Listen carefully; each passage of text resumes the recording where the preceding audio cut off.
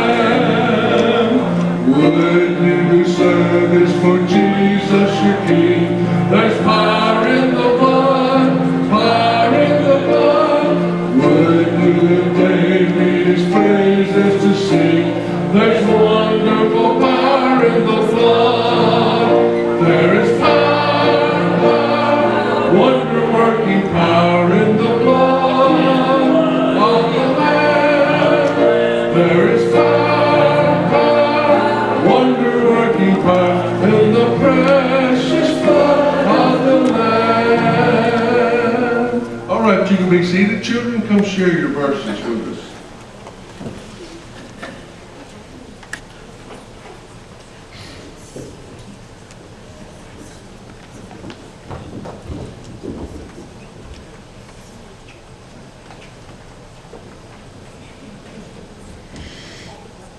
These things that I command you, that you love one another. John 15:17. Yeah. In the beginning was the Word was with God, and the Word was God. John 1:1.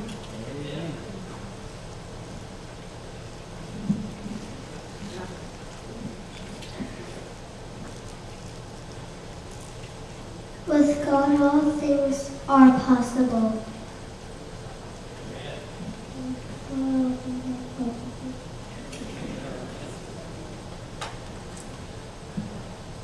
We love because he first loved us. 1 John 1:19.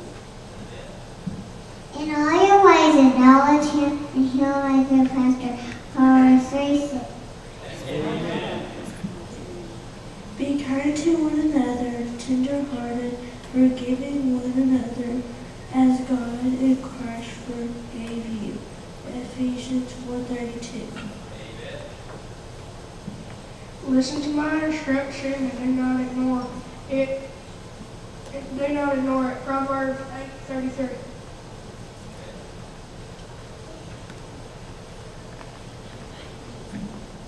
God so loved the world that he gave his only begotten Son. Whosoever believes in him shall not perish but have everlasting life. John 3:16.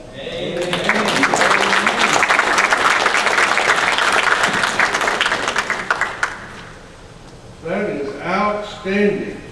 Amen.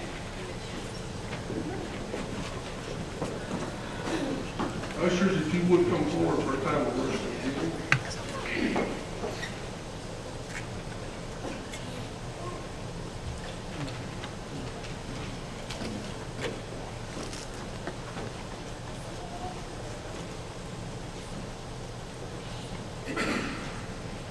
I just come to you, Master, and thank you for this chance to come out to your house today and fellowship and worship you with our church together. Just thank you for the blessings you've given us this week, God, sending us the rain, for giving us protection, and always being there for us, God. And Father, now as we take up this offering, as we get back part of what you've blessed us with, God, I just pray that we will use it in a way that will glorify you and build your kingdom. We just love you and praise you and ask these things in Jesus' name.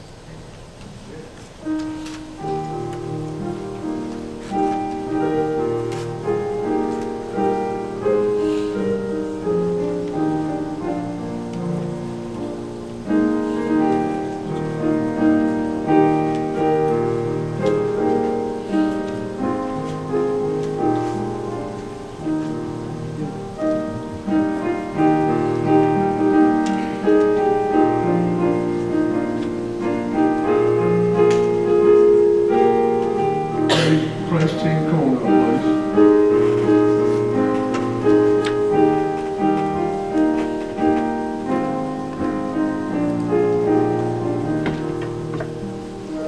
All right, we'll ask you to stand with us this morning. Join us in this time of worship and singing. We worship the Lord in a lot of ways, and in ways that we model after the New Testament church and after God's instructions in the Old Testament too. So singing was a big part of it. So worship the Lord as we sing this morning, please. I stand amazed in the presence of Jesus the Nazarene, and wonder how he can love me, a sinner condemned unclean. How marvelous, how wonderful, and my song shall ever be. How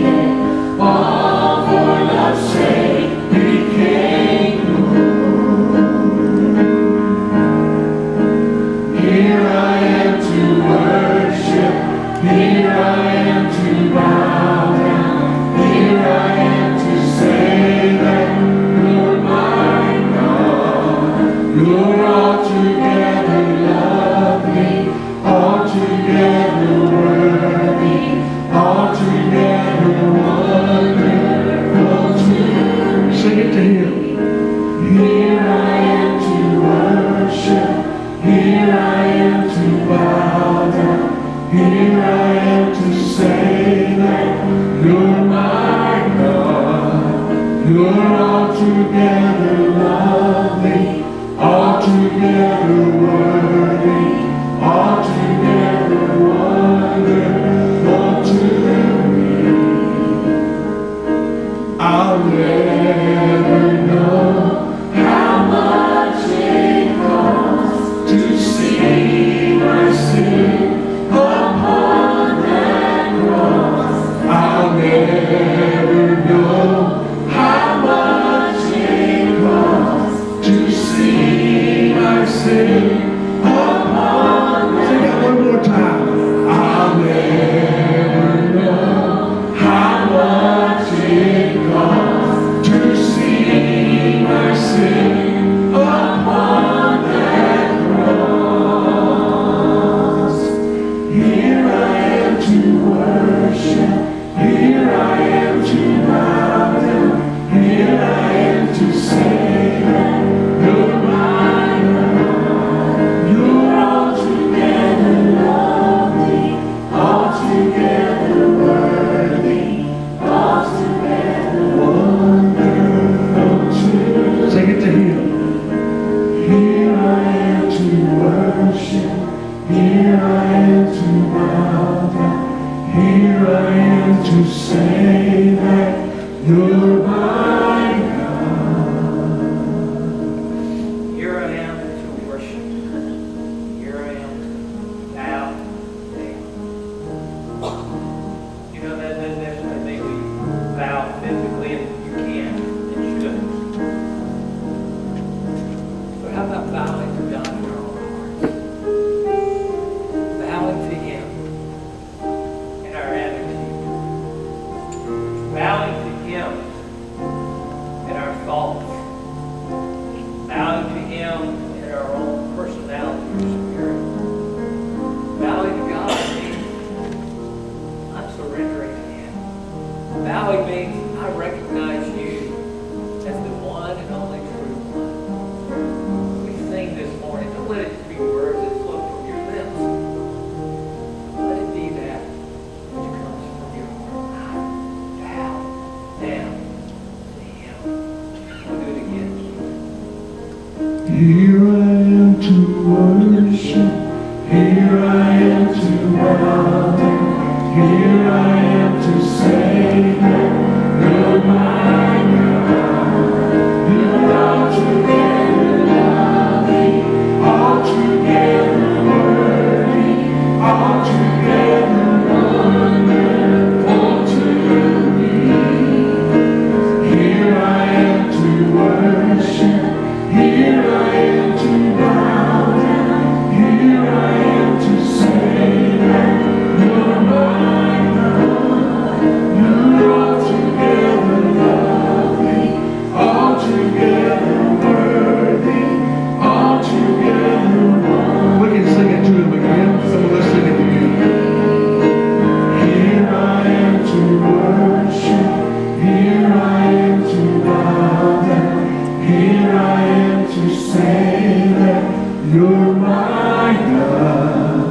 You're altogether lovely, altogether worthy, altogether wonderful to. One more time. Here I am to worship. Here I am to bow down. Here I am to say that you're my God.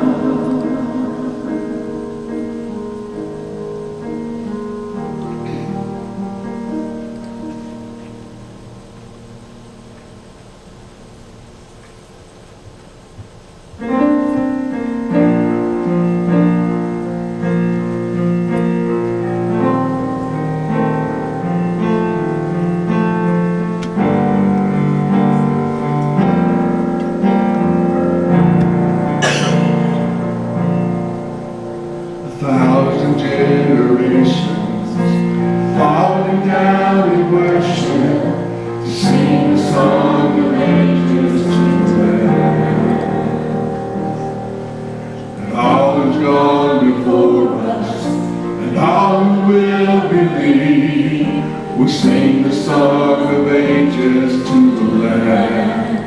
Come on, sing it. Your name is the highest. Your name is the greatest. Your name stands above them all thrones and dominions, all powers and positions. Your name stands above them all, and the angels cry, holy, all creation cries, holy, you're lifted high, holy, holy forever.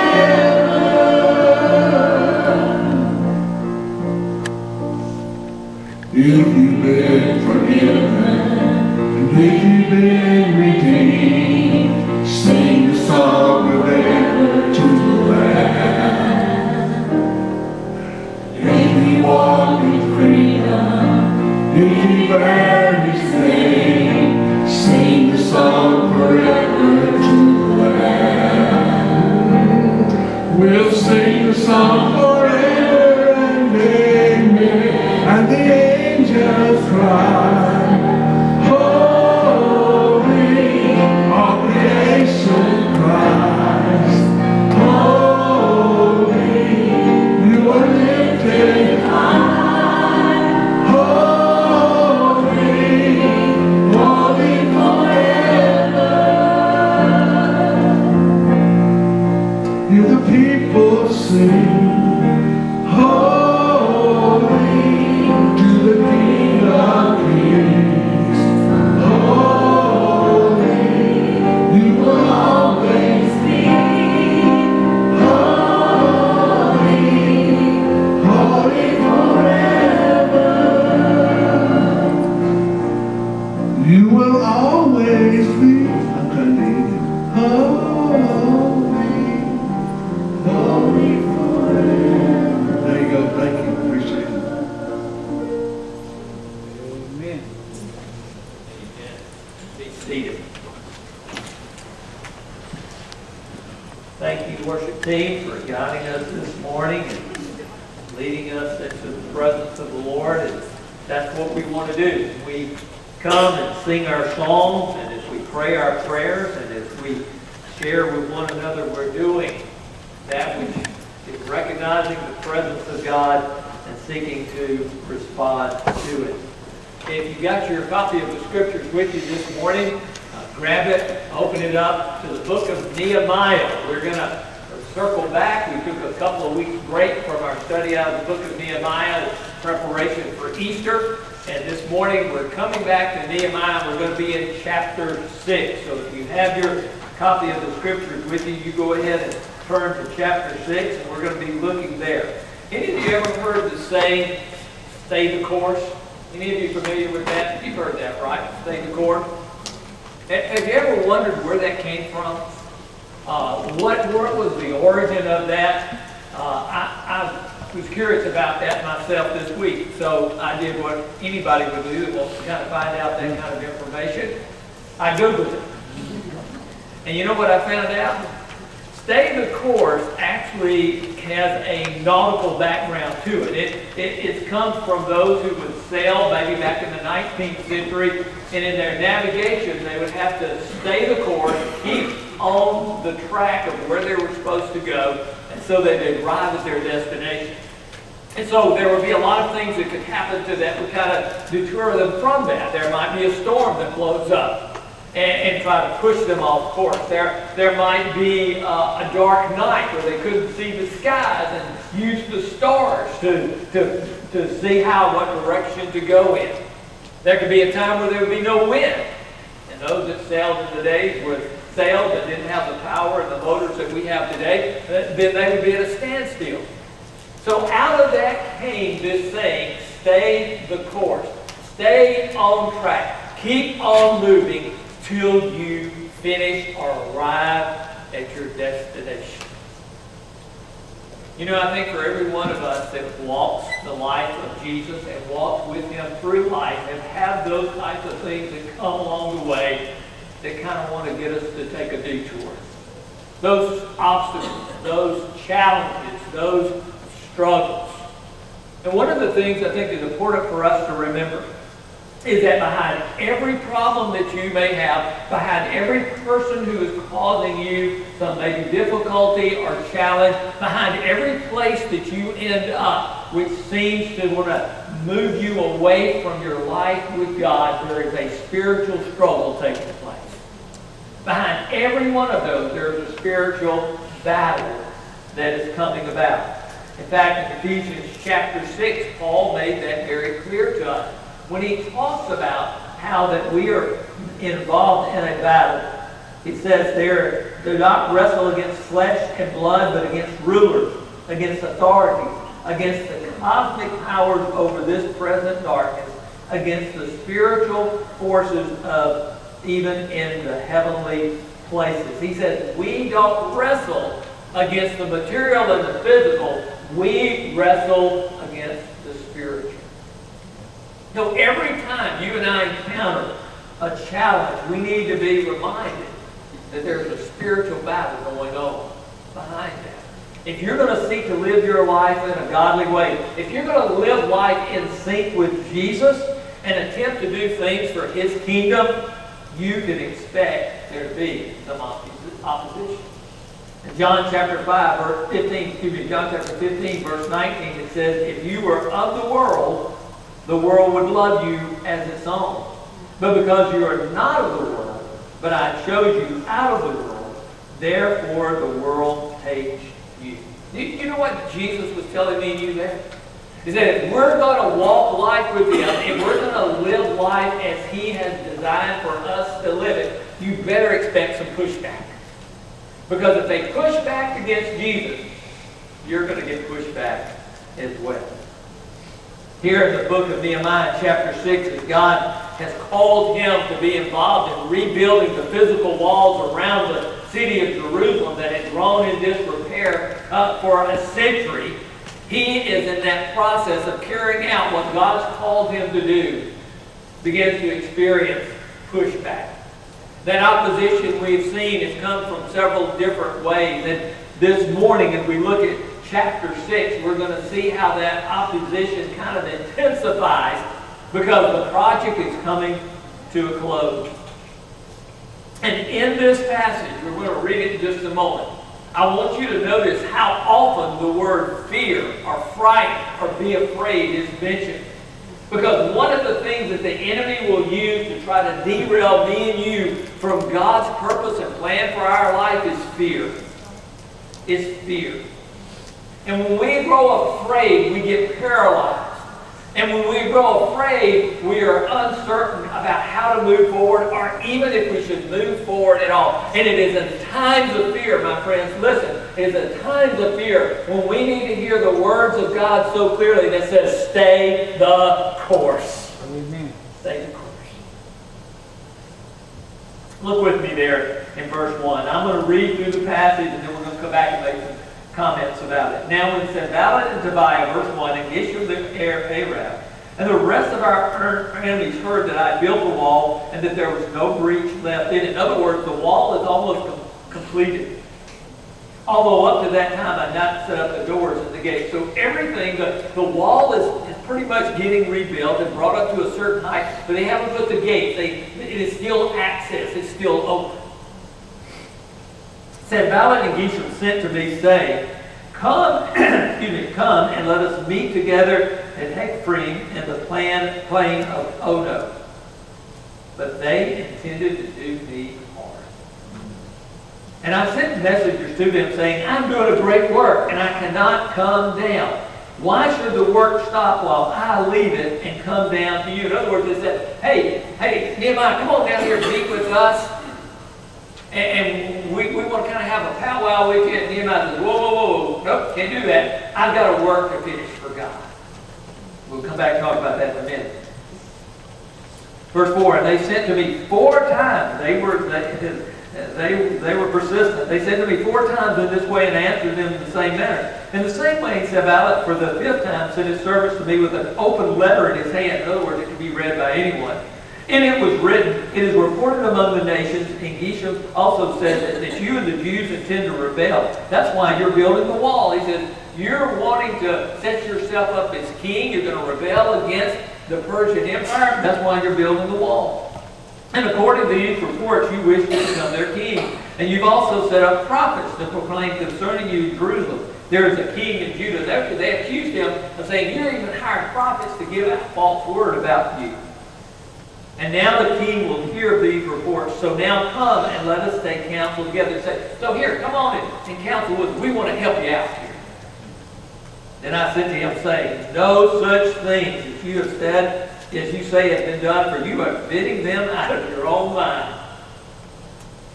No, verse 9, for they all wanted to frighten us, thinking their hands will drop from the work and it will not be done. But now, O God, strengthen my hands. Verse 10, now when I went to the house of Shemaiah, the son of Deliah, son of Methabel, who was confined to his home, he said, let us meet together in the house of God within the temple. Let us close the doors of the temple, for they're coming to kill you. They're coming to kill you by night. This guy was telling Nehemiah, hey, they've had some hitmen. They're coming after you. They want to assassinate you. So come on, let's get into the temple where it's safe.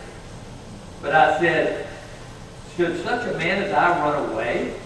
And what man should such as I could go into the temple and live? I will not go in.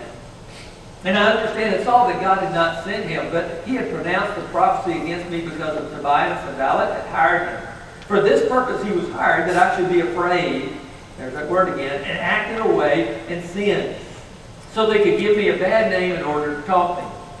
And he prays, remember Tobias and Sanballat, oh my God, according to these things that they did, and also the prophetess Noadiah and the rest of the prophets who wanted to make me afraid. You see how often that word afraid or fear in this passage? Verse 15, so the wall was finished on the 25th day of the month Elul in 52 days. 52 days. I've never been a part of a building project that's been completed in 52 days. Have any of you? You ever had a house built in 52 days? Maybe 6 months, 9 months. 52 days they built the wall around the city of Jerusalem. Rebuilt the wall, I should say. And when all of our enemies heard of it, all the nations around us were afraid and fell greatly in their own esteem. For they perceived, they perceived this work had been accomplished with the help of our God. Everybody looked around and said, there's no way this could happen without God being in the middle of it. Verse 17, moreover, in those days the nobles of Judah sent many letters to Tobiah. Tobiah's letters came to them. For many in Judah were bound by oath to him because he was the son-in-law to Coniah, the son of Ara, and his son Jehohanan had taken the daughter of Meshullam, the son of Berechiah, as his wife. Aren't you proud of me for being able to read those names out loud? You don't have a clue whether I'm pronouncing it right or not, do you? Verse 19, also they spoke of his good deeds in my presence and reported my words to him. And Tobias sent letters to make me afraid. There's that word again. Throughout this passage, throughout this chapter, you see that the enemies of Nehemiah, actually the enemies of God, are working through fear to try to keep the work from being completed. Friends, let me tell you, the enemy was working that way in Nehemiah's day, and he works that way in our day today as well. In fact, we celebrated last Sunday, Easter Sunday. And out of Easter, we realize that Jesus has come to take away that tool of fear from the enemy. Because through the death, burial, and resurrection of Jesus, death has been defeated once and for all, and the fear it brings no longer has power over being used. Amen. And that's good news. Yep. The enemy uses some tactics here to try to create fear among Nehemiah and his workers, fellow workers. But he refuses to be intimidated by them. And so should we. I think of that old famous hymn that all of us know, Amazing Grace. There's a line in it that says this, Amazing grace, grace taught my heart to fear, and grace my fears relieved. Isn't that good to know? The grace of God was at work in his mind. The hand of God was upon him. That's the grace of God. The hand of God upon me and you. That's God's grace at work in our lives. And it enabled him to handle the fear that was being thrown at him through these enemies. Let me mention 4 things to you this morning out of this passage that I think the enemy tries to use to create fear in our lives and to try to keep us from being involved in the life that God has for us, the purpose that God has for us, the work that God has for us. These 4 things: there's a distraction, there's discredit, there's deception, and finally there's destruction. Let's go back to verses 1 through 4 for just a moment. There's a distraction. They sought to distract Nehemiah from the work by inviting him to come down and meet with them. Distractions will derail you from God's work quicker than anything else I know of. I remember several years ago, I was sitting when we were living in Tuscaloosa with our home one Saturday morning, and I was enjoying my cup of coffee back in the day when we had physical newspapers to read, and I had my copy of the Tuscaloosa News and was reading through it, and all of a sudden I heard this BAM! Out my front yard. And I thought, what in the world was that? So I go out and look out there, and my mailbox is missing. And one of the young men that lived in the neighborhood right there behind us had been leaving early one morning to do some errands there. And he reached down in his little pickup, he reached down to pick something out of the console. And in that moment that he reached down to pick out something in the console, I guess it caused him to kind of turn the wheel that way. And he came over in the ditch beside our home, took out our mailbox. Distractions will derail you every time. And to his credit, he came and admitted it. Later on, came and put us a new mailbox up, which I was appreciative of. But here they try to distract Nehemiah. They pull to his pride and say, hey, come meet with us. We're the big shots around here. We're the top politicians here in the area. Come meet with us. And Nehemiah is not going to have anything to do with it. He saw through the farce that they were creating. He realized they intended to do him harm. He had some discernment about him. In fact, he said, my focus is the great work of God. He didn't lose focus. He stayed on track. Chuck Swindoll has said this about distractions. He said, one of the marks of maturity is the ability to say no without explanation. You realize that there are some things in your life you need to say no to. They're trying to distract you and pull you away from what God has for you. In 2 Timothy chapter 2, verse 4, Paul wrote there, he said, no soldier gets entangled in civilian pursuits, since his aim is to please the one who enlisted him. He said, stay focused on Jesus. We need to recognize and resist the enemy's attempt to divert our attention to lesser things. Focus really matters.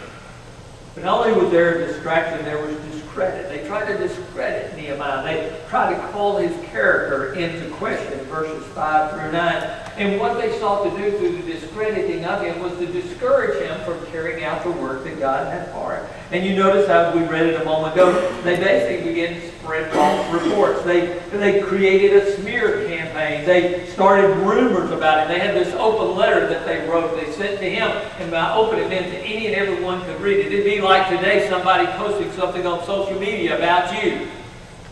And everyone could get access to it. And everyone could see it.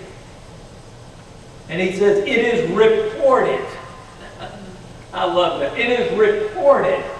My question is, reported by who? Huh?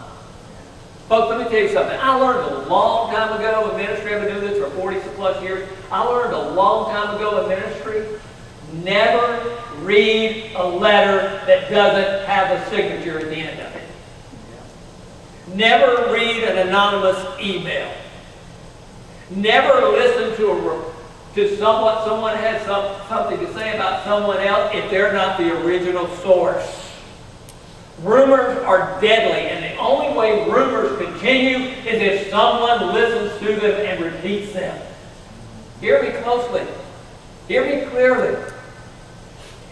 Don't get pulled into the rumor game. Make sure you know who the source is.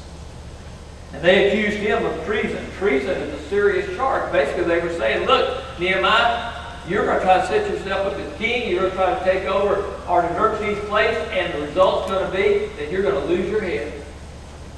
Now, if I'm Nehemiah, and I'm having that charge made against me, the natural reaction is going to be what? Be afraid.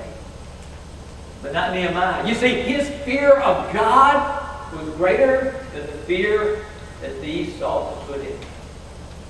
And notice what he says. He denies it. First of all, he denies it. And folks, we don't ever need to believe anything until we hear the story. Rumors are filled with exaggeration. They're designed to fuel someone's fear. So we need to be careful.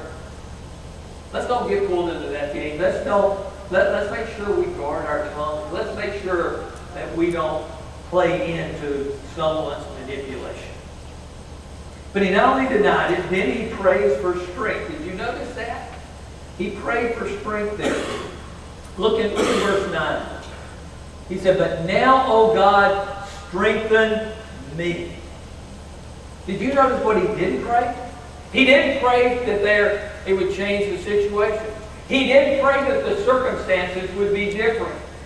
He didn't even pray that those rumors would be revealed for what they were, a bunch of malicious lies.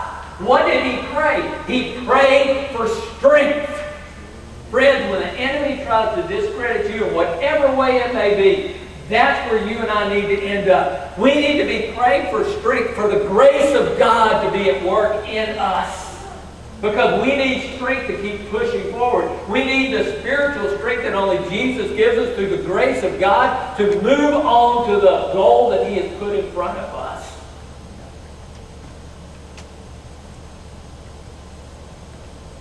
Paul told Timothy, be strong in the grace that is in the Lord Jesus Christ. You know why he said that? Because Timothy, like me and you, was going to find that it's not always easy to follow Jesus. If you're going to follow Him, if you're going to be honest and sincere, if you're going to be serious about following Jesus and living the life that He's called you to live, folks, it's not always going to be easy. In fact, I'll just go ahead and full disclosure, it's going to be hard most of the time. Why do you say that, Mike? Why is it going to be hard? Because we live in a fallen world, and we live in a world that is going to push back against you seeking to live a godly life. That's why you have to pray for strength, for spiritual, to be strong in the grace of the Lord Jesus Christ. Well, not only was there the discredit, there was deception.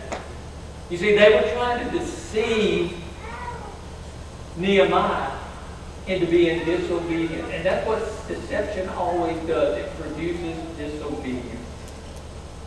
Shemaiah the prophet is the one that they used for that. You notice he was a hired hand. Did you pick that up when we read through the passage? He was hired to carry out a work against Nehemiah. He obviously was someone that Nehemiah must have trusted it somewhere along the way, because he invited him to his home and he went there. And as he arrived there, then this prophet began to tell him, hey, I've got a word from God. And the word from God is that they're coming out to kill you. They're going to assassinate you. They've got hitmen after you. What we want to do is we're going to go to the temple and we're going to lock ourselves up in the temple because you'll be safe there, Nehemiah. Now, on the surface, that sounds like pretty good advice, doesn't it? Hey, let's get you to a safe place. Let's take you to a safe house, and this safe house happens to be the temple. And if you're driven by fear, listen, if you're driven by fear, you're always going to take what sounds good instead of what is right. And Nehemiah saw through the deception. Because here's the problem, folks. The temple, this part of the temple that he wanted to take Nehemiah to, God had explicitly said only the priests and the Levites were to go there. Nehemiah was neither one of those. So if he went to that temple, if he took the advice of this so-called prophet, he would be disobeying the word of God.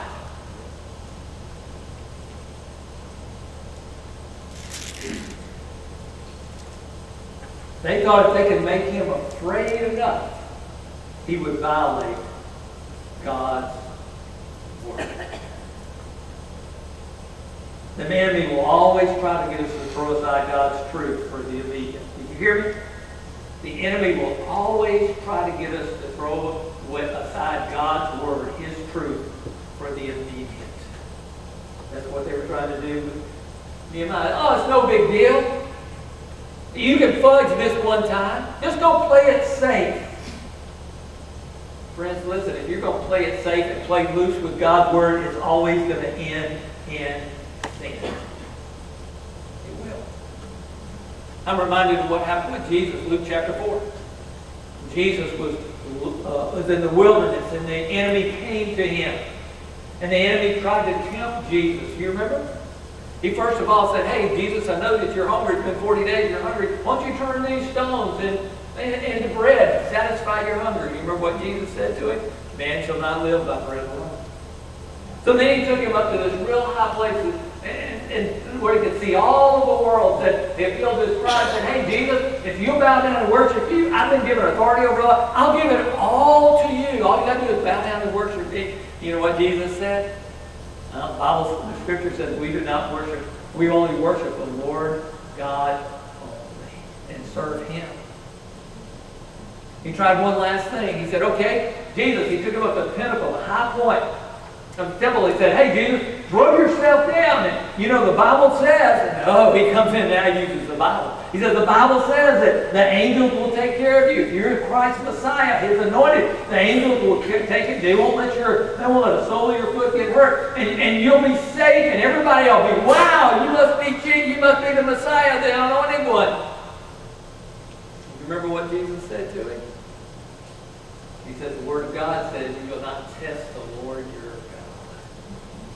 You see, every time those temptations by the enemy were deceptive and trying to get Jesus derailed from the mission that God had for him. And what was the mission that Jesus came? We celebrated it last Sunday, on Easter Sunday. The mission is simply this. It's the gospel. The mission was to save me and you from our sin. Amen. The mission was that he would go to a cross and he would offer himself as the one and only perfect sacrifice for our sin. He would offer himself in our place. He would shed his blood to pay the penalty of our sin, to carry out the punishment that sin demanded, to take the very wrath of God himself upon us for our sin, not his. He was the perfect sinless one, to die our death for us, to go into hell and to experience our hell for us, so that now by faith in him we can be forgiven. We can know we're safe and secure in Jesus, and we have a home in a place called heaven.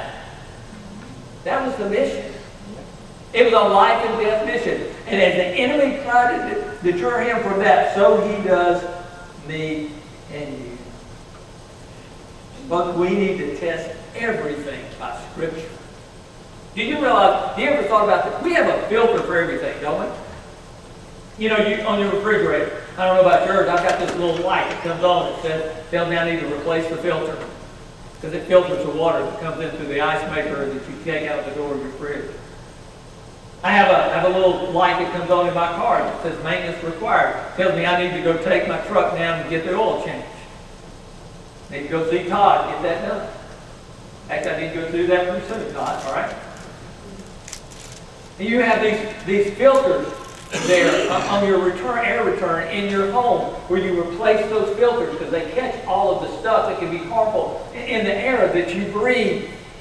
We have filters for everything in our world today. And the purpose of those filters is to keep us healthy and keep us strong, or keep our vehicle running and so forth. Friends, we have a filter that ought to be in place in every one of our lives. It is the most important filter you can have, because when you filter everything through it, you're going to stay strong and healthy and well, and you are going to be involved in the purpose of God. And that filter is the Bible, God's Word. You need to know it. You need to study it. You need to memorize it. Everything that comes into your life ought to be tested by the Scriptures. You know how Nehemiah knew that Shemaiah was a false prophet? Because he knew the Word of God. You know how he knew the Word of God? Because he read the Word of God. He studied the Word of God. It was part of who he was. In Romans 12:3 it says this, do not be conformed to this world, but be transformed by the renewal of your mind, that by testing you may discern what is the will of God, what is good, and what is acceptable, and what is perfect. You know how you renew your mind? Through the Word of God and the ministry of the Holy Spirit. Nehemiah's courage came from the conviction that the Bible is the Word of God. Period. Folks, if we don't believe anything else, we need to believe that the Bible is the Word of God.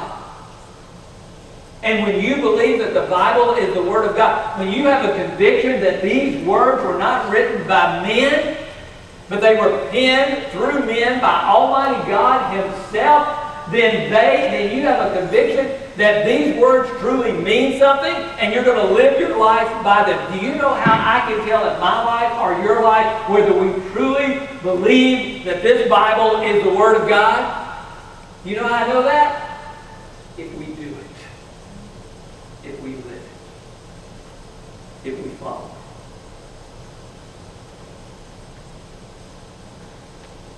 Nehemiah wasn't afraid because he knew who God is and what God is like, and he knew that from the Word of God. And folks, when you're going through the ringer, listen, when you're going through the ringer of life, when life is getting really hard, when life is getting really challenging, when life is getting overwhelming, and we've all been there if we're not there right now, or you will be there if you haven't been there and are not there now. When we go through the ringer of life, listen, that's when we got to hold on to the Word of God. We got to hold on to what we know to be true. We got to hold on to what we know to be right. Otherwise, we're going to find ourselves swept away. We're not going to stay the course. It's interesting here, one more comment, we'll move to the last one, is that when Nehemiah prays here, he prays that these enemies of his, there in verse 14, he prays that God will deal with them. He doesn't pray that God will let him take vengeance on them. You know what he prays? He says, God, you deal with them. You take care of them. He knew it was not his place to take vengeance. He knew, by the way, that God would deal with them a lot better than he would. Let me move to the last one. We'll wrap up. Destruction. Isn't it interesting here in the last part of this chapter that as the work is completed, as I said earlier, 52 days, that's amazing. 52 days they got it built. And they only did it because God was with them. God did it through them. It's interesting. I like how Nehemiah, you can tell he's a dude. You can tell he's a guy because look what he says there about it. He says, the wall was finished. It was finished. Yeah, pretty. That's a guy statement, isn't it? Yeah, what'd you do? Built wall. All right. You know, if it was a guy, which that would be a gal, right? All right. If you say, so what'd you do? Well, we built this way, right? I'm speaking in general terms. Don't start throwing things at me, all right? But the details are missing, right? That's a guy deal. Us guys, we don't give details. Ladies, you are so much better at that than us. You give us all the details. Nehemiah just said it was finished. Amazing thing. 100 years that wall is in disrepair. 52 days. Less than 2 months. They get it put back up. And then it's interesting. Listen, isn't it interesting?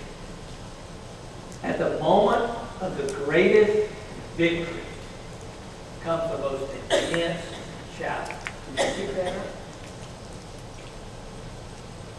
They start ratcheting up. They start ratcheting up on how can we get rid of Nehemiah. They were determined they were going to destroy him. They were determined they were going to get rid of him. They rallied together. They've got family connections. Did you pick that up? They got the family together and said, let's go after Nehemiah. Let's join hands. They wanted to destroy him.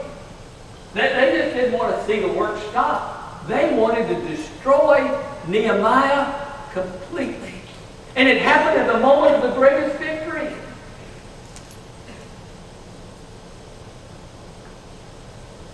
If you haven't picked it up by now, let me just share one thing with you that we all need to know. And that our enemy has only one goal in mind, and that's to destroy God's Word and God's people. That's what he's about.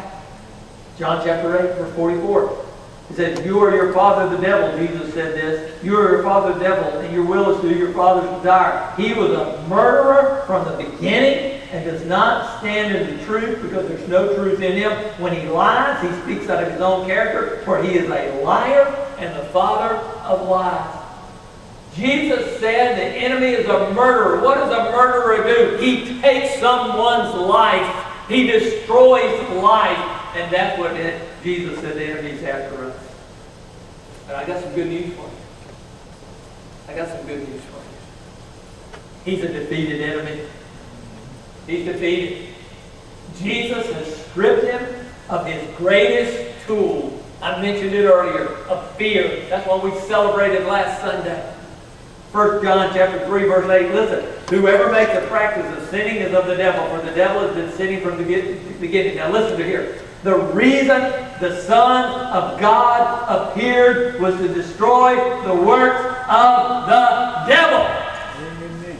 Folks, y'all need to wake up. That's hallelujah shout ground right there. Amen. The reason Jesus appeared was to destroy the works of the devil. He wants to destroy me and you. Listen, Jesus has destroyed him. All through this, I wrap it, all through this.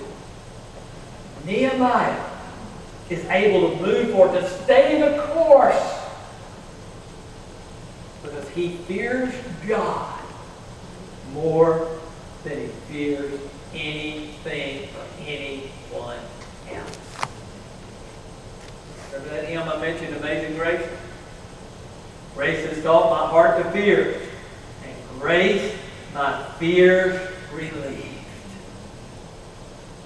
I don't know what your fear is this morning. I don't know what you're dealing with that maybe it's causing you to allow that fear starting to creep into your heart and your mind. I'm not sure. Maybe it's financial, maybe it's relational, maybe it's personal, maybe it's your health.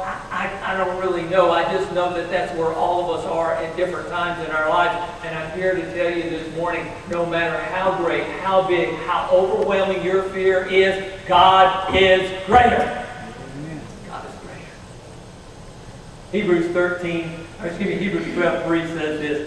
Consider him, that is Jesus, who endured from sinners such hostility against himself, so that you may not grow weary or faint-hearted.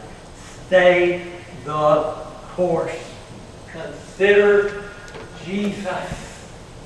Consider him. And fear. Take over. Let's pray.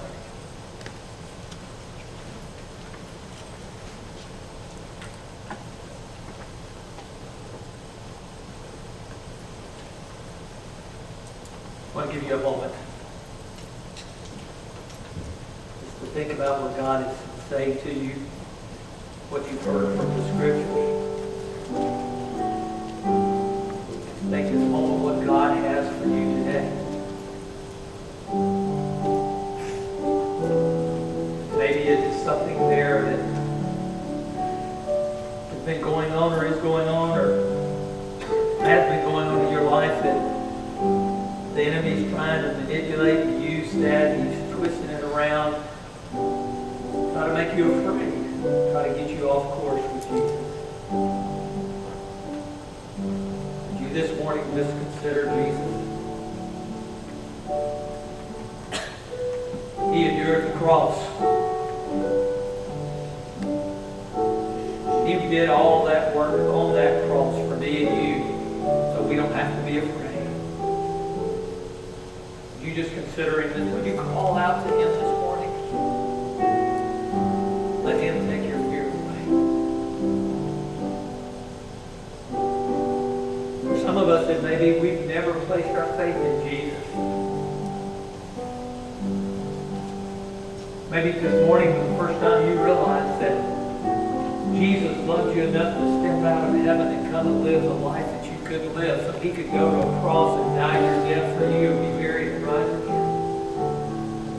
Maybe today's the day where the gospel finally begins to make sense to you. Maybe today's the day where the Spirit of God brings conviction of your heart, and today's the day you say yes to Jesus. Yes, I believe. Yes, I trust in Jesus and Jesus alone to save me. Would you do that right now, right where you're seated, just you and God? You simply tell him, not in your own heart, right now. You don't even say it all alone. Say, God, I know that I'm a sinner. I know that I need to be forgiven. I believe you died on that cross for me and buried and rose again. I'm trusting you and you alone to save me.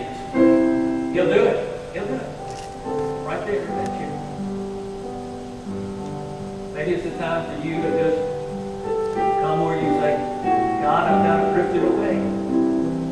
I've let the distractions, the discredit, the deception, even the enemy trying to destroy me, I let that kind of take over. God, I'm just coming back to you this morning. Just a simple way I know how. Just coming back and saying, I want to follow you. I want to stay the course. He welcomes you. He wants you. Whatever decision God is speaking to your heart about this morning, would you just simply say yes to him? Say yes. His grace is enough. His grace will cover. His grace will strengthen. His grace will enable. His grace will save you. Right here this morning. Lord, you have spoken to us today, and we pray now, as we close our time together, we would, a time to respond, we would respond just the way you have for us this morning. We pray this in Jesus' name. Amen. Would you stand together, church? When we stand, we're going to